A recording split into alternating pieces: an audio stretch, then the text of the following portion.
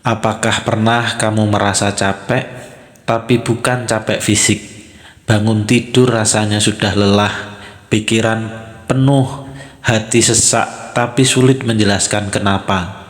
Di zaman sekarang, kita hidup di dunia yang serba cepat. Semua orang terlihat sukses, semua orang terlihat bahagia. Media sosial penuh dengan pencapaian, dan tanpa sadar kita mulai membandingkan diri. Lalu muncul pertanyaan dalam hati, kenapa dan apa? Aku kurang apa? Kenapa hidupku terasa berat? Kenapa aku gak sebahagia mereka? Di titik inilah kesehatan mental mulai diuji. Agama bukan sekedar ritual. Seringkali kita melihat agama hanya sebagai kewajiban. Sholat, doa, ibadah, datang ke tempat ibadah lalu selesai. Padahal agama bukan cuma tentang aturan. Agama adalah tempat pulang, tempat hati yang lelah bisa beristirahat. Agama mengajarkan hidup ini bukan lomba, bukan soal siapa yang paling cepat, paling kaya, paling viral, tapi soal siapa yang paling tulus, paling sabar, paling dekat dengan Tuhannya, dan itu mengubah cara kita melihat tekanan hidup. Dalam psikologi, kecemasan muncul karena kita merasa tidak punya kendali. Takut masa depan, takut gagal, takut ketinggalan. Tapi agama mengajarkan satu hal yang sangat menenangkan, yaitu bahwa kita tidak sendirian. Ada Tuhan yang maha mengatur, ada rencana yang mungkin belum kita fahami.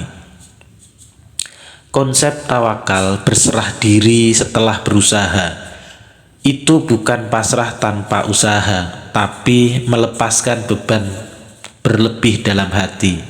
Kita tetap berjuang, tapi kita tidak lagi menanggung dunia sendirian, dan itu sangat menenangkan jiwa kita.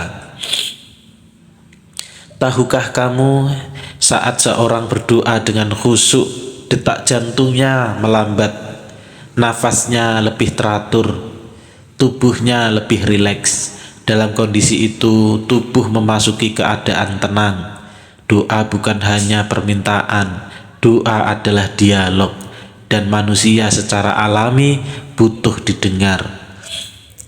Ketika kamu curhat kepada Tuhanmu, tanpa dihakimi, tanpa disela, tanpa dibandingkan, itu adalah bentuk healing paling dalam. Agama tidak pernah menjanjikan hidup tanpa masalah, tapi agama menjanjikan bahwa setiap ujian punya makna. Kadang kita tidak kuat karena kita merasa penderitaan itu sia-sia.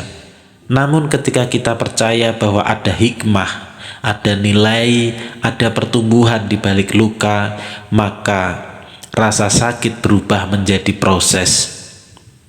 Dan orang yang punya makna dalam penderitaan secara mental jauh lebih kuat. Perlu dipahami juga, agama bukan pengganti psikolog atau psikiater. Jika seorang mengalami depresi berat, trauma atau gangguan serius, mencari bantuan profesional adalah langkah bijak. Namun agama adalah fondasi. Ia memperkuat hati, ia memberi harapan saat terapi terasa berat. Ia menjadi pegangan saat dunia terasa gelap.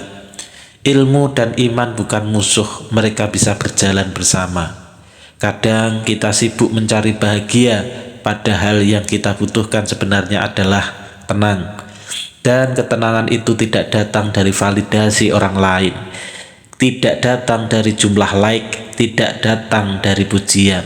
Ketenangan datang saat hati merasa cukup, merasa dijaga, merasa dimengerti oleh Sang Pencipta. Mungkin hari ini kamu sedang lelah, mungkin kamu sedang merasa tidak baik-baik saja, tapi ingat, kamu tidak sendirian dan selalu ada tempat untuk pulang.